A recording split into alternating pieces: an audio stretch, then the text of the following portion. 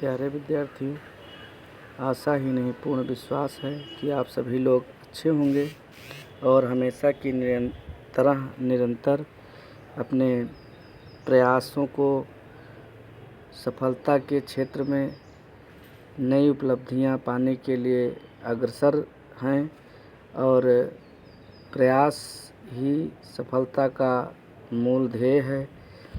इन सभी बातों से आप पहले भी परिचित हैं, लेकिन फिर भी आज मैं कुछ ऐसी बातों को बताना चाहता हूँ जिन्हें अगर आप स्पष्ट तरीके से अपने मनोभाव में रखकर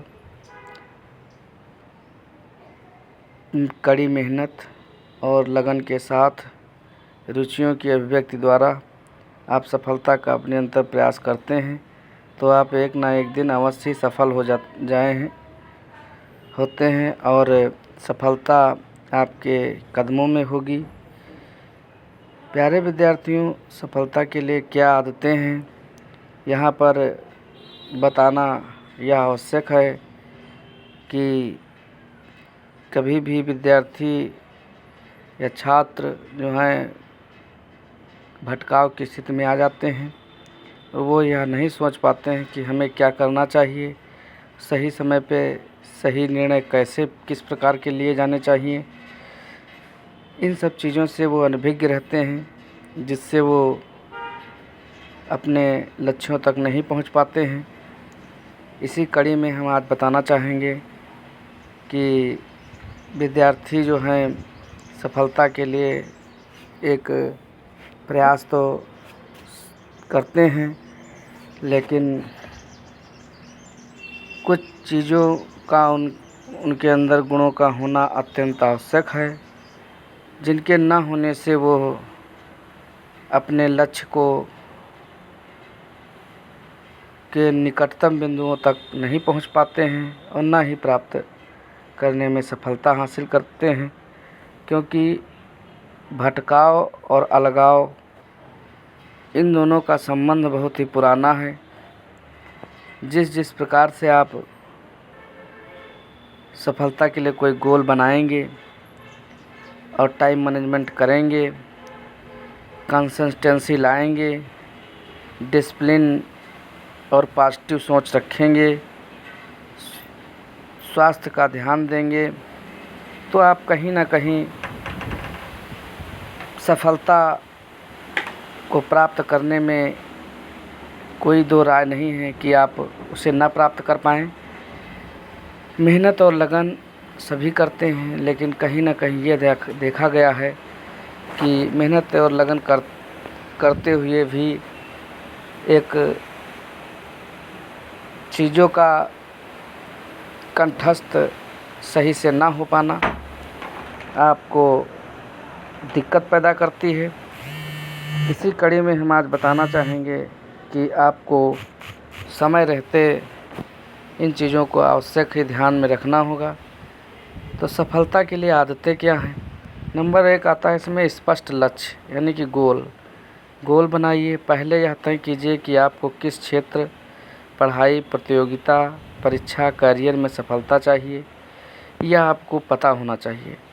जब लक्ष्य साफ होगा तो मेहनत और ध्यान अपने आप बढ़ेगा।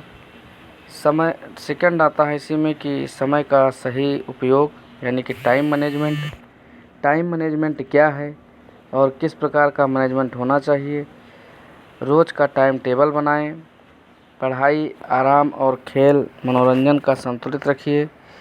नियमितता यानी कि कंसिस्टेंसी, हर दिन थोड़ा थोड़ा पढ़ना, एक दिन बहुत ज़्यादा पढ़ने से बेहतर है। नेक्स्ट इसी में है कि समझदारी से मेहनत कीजिए। Smart work plus hard work दोनों ज़रूरी हैं।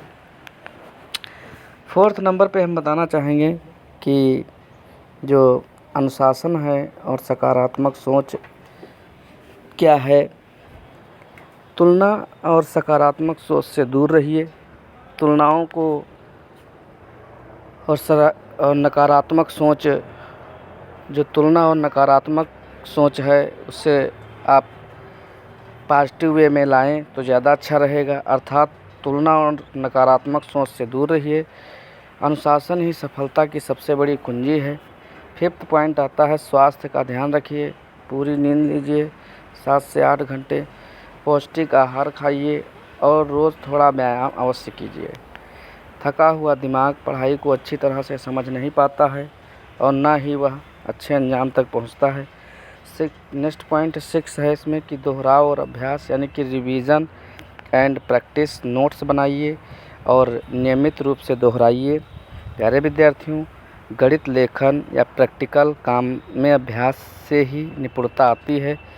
गणित एक बोझिल विषय आप लोग समझते हैं, लेकिन ऐसा नहीं है।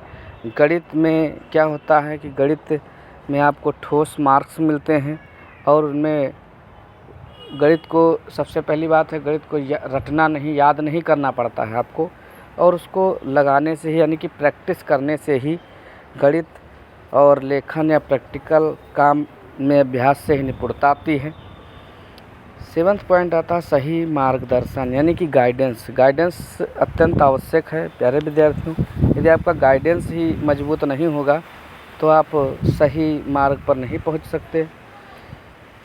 टीचर, गुरु या सीनियर से सलाह लीजिए, अर्थात टीचर, गुरु या सीनियर से सलाह लीजिए।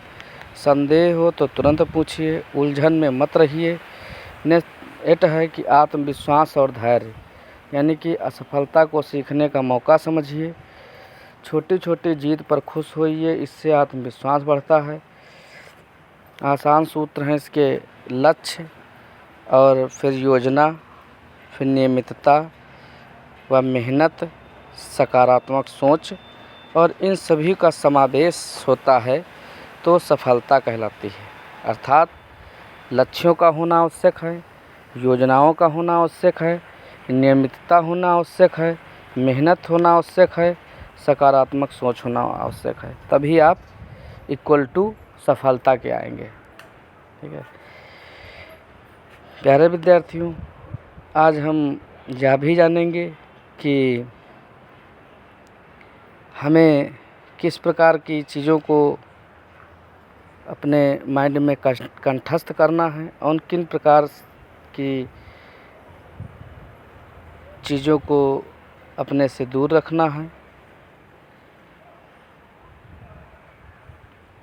क्या आप चाहते हैं कि मैं आपके लिए स्टूडेंट पढ़ाई करते हुए इस प्रकार से कुछ टॉपिक्स हैं जिनकी जो है आप स्टडी करते हैं, जैसे अकेले पढ़ाई करते हुए छात्र, क्लासरूम में पढ़ते हुए छात्र और लाइब्रेरी में स्टडी करते हुए छात्र। Motivational post, type student image इत्यादि चीज़ों का अपने माइंड में कंठस्थ कर और एक उचित भविष्य का जन्म दे सकते हैं। और ध्यान रखें कि बीच बीच में यदि आप स्टडी कर रहे हैं तो बीच बीच में क्या करना है आपको कि 5 से 10 मिनट का छोटा सा ब्रेक ज़रूर लेना है। और नेक्स्ट है इसी में कि एक ही सब्जेक्ट लगातार लंबे समय तक मत पढ़िए, सब्जेक्ट बदलते रहिए। नेक्स्ट आता है इसी में मोबाइल और टीवी इत्यादि उपकरणों से आप दूर रहें और इन चीज़ों को कम रखें। अगर आपका मन नहीं लगता है इनके बिना तो मोबाइल और टीवी का पढ़ने के वक्त उपयोग कतई ना करें। मोबाइल और टीवी का समय कम से कम ही रखिए और इस प्रकार से आप लोग अध्ययन और अध्यापन में लगे रहें। आशा ही नहीं पूर्ण विश्वास है कि आप हमेशा की तरह आज जो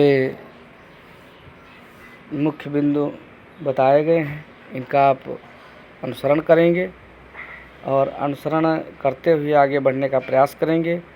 जिन चीज़ों को आप नहीं समझ पा रहे हैं उनको लाइक और कमेंट और सब्सक्राइब करना ना भूलें। अगर चैनल पर नए हैं तो सब्सक्राइब करना ना भूलें और कमेंट में आप अपने द्वारा भी दिए गए सुझावों को व्यक्त कर सकते हैं, जिससे यदि कोई त्रुटियां साबित होंगी तो उन्हें सुधारने का मैं प्रयास अवश्य करूंगा। जय हिंद, जय भारत।